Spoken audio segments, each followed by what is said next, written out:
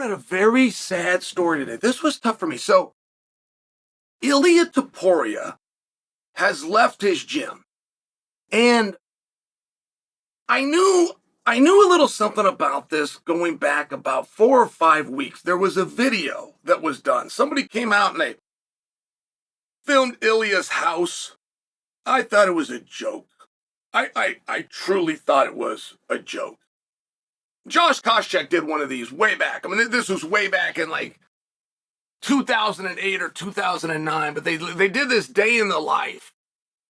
And Koschek had borrowed all these toys from somebody. I think it was like Zinkin's plane or something. But I mean, everything that they were showing of Koschek, he would have been the richest fighter in the history of the sport times 5.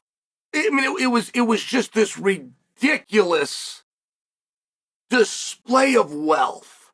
It was great. It was very fun. I don't know that I know anybody's countdown show from back in 2009, but I remember Koschek because I remember thinking, whose stuff did he borrow? Where the boat and the mansion, and he's flying around in a plane. He's flying the plane. Koschek's flying the plane. If you would have seen what Ilia Topuria, if you would have seen this house in Spain, I'm rich, and I could not afford an Airbnb with my expensive wife for a week in this dude's house. I don't know if I could afford to rent this dude's guest house in the back of his house. I mean, I'm telling you, it was like that. It was like a Lifestyles of the Rich and Famous where they start in the garage and the lights come on. You know those lights, they go like that. But then there's a car in each spot. And then he's got this whole room that's like the massage room. It's like where I go to relax. It's like massage room. And then you change floors, and that's like the living quarters. And then you like change floors again, and that's the bedroom and the master suite. But then somewhere within the house is the gym. I literally thought it was a joke. I called Cormier. I said, hey, you met Topuria, right? I've never met him. I said, who's managing Topuria? Who's work? Hey, I just saw this countdown show, and it was as ridiculous as the one that Koschek did in 2009. Did Ilia go and borrow a bunch of stuff like Koschek did? He said no. Daniel said no. He said he's a huge star over there. He got picked up by these national brands. Fighting's not even how he makes his money. This is what Daniel says. The fighting's not even how he makes his money. He's like the George St Pierre. Remember when George St Pierre had Bacardi and he had Under Armour and he had Gatorade? There was a year that St Pierre did not fight and made $3.4 million, which in this sport, that was a one-off. There was one guy that ever did it. And Daniel was telling me that's what Topuria is like in Spain. They said they got him on, he wears suits, and they put him in magazines, and he got some cologne, and they put a girl on each arm, and they put him on billboards. All right. Now I digress, and I tell you all of that, which I hope that you found interesting, but to get to my point, which is they're now saying that this home, this compound, if you will, is where Ilia is training. And the host of the story that I just shared for you is Ilia's longtime trainer. And Ilia's story was kind of one of those tough luck, man. He didn't have much money. His story was a lot like Henry Cejudo's, where he's got a mom at home, he's got a brother, they don't really know where to go.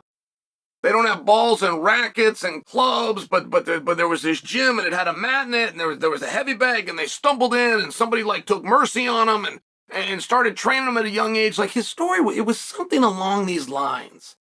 So when this very coach in this very gym is Clemente, is that right? Coach Clemente or the Clemente Gym? But when he was telling the story, he said, yeah, man, I can't act like we're happy to see him go.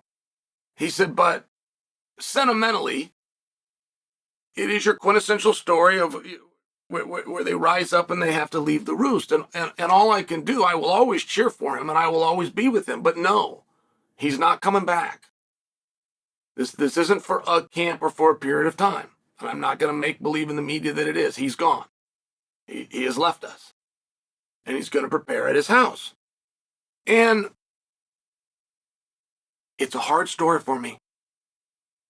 It's a hard story for me to look at. I just know I couldn't have done it.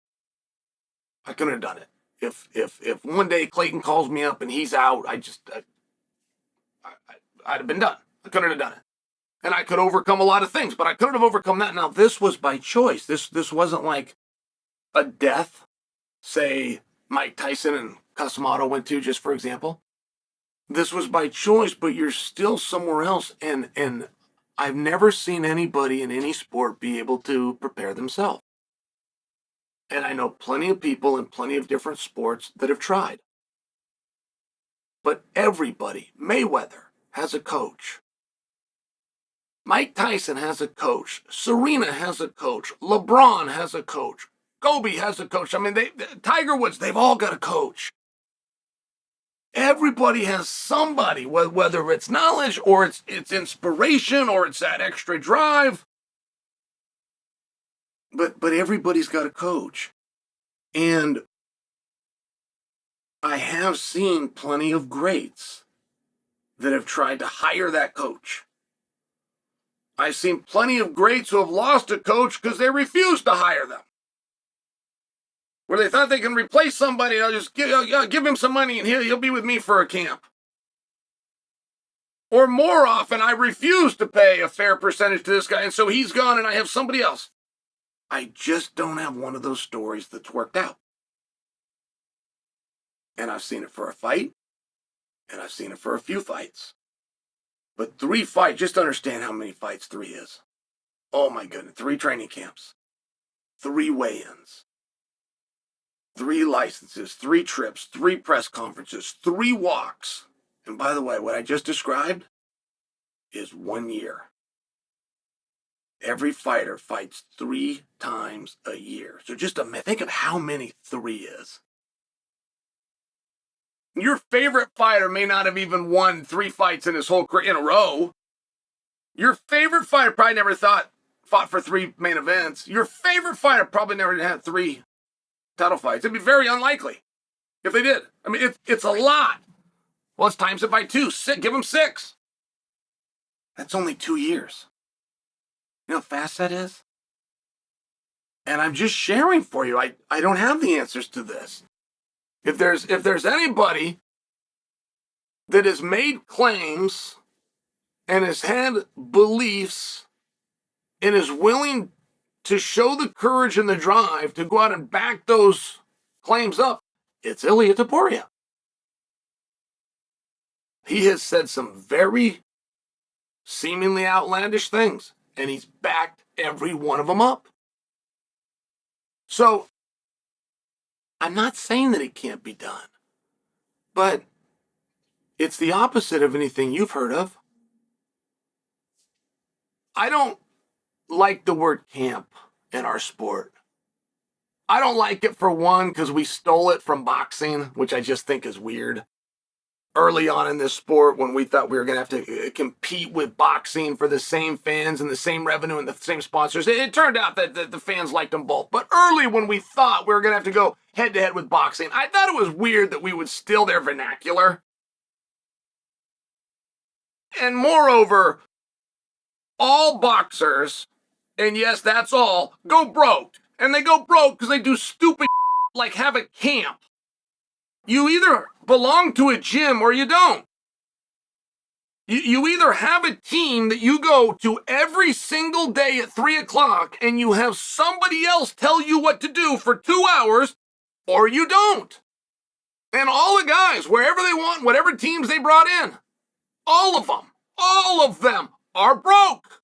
So I never understood why we did that in MMA, which, by the way, spoiler alert, training camp, it just means I got a mistress in a different city, just so you all know. Anyone that has to leave home for 2 months for training camp, they got a mistress in a different city, just so you understand. I never liked it. But now I'm seeing the exact opposite.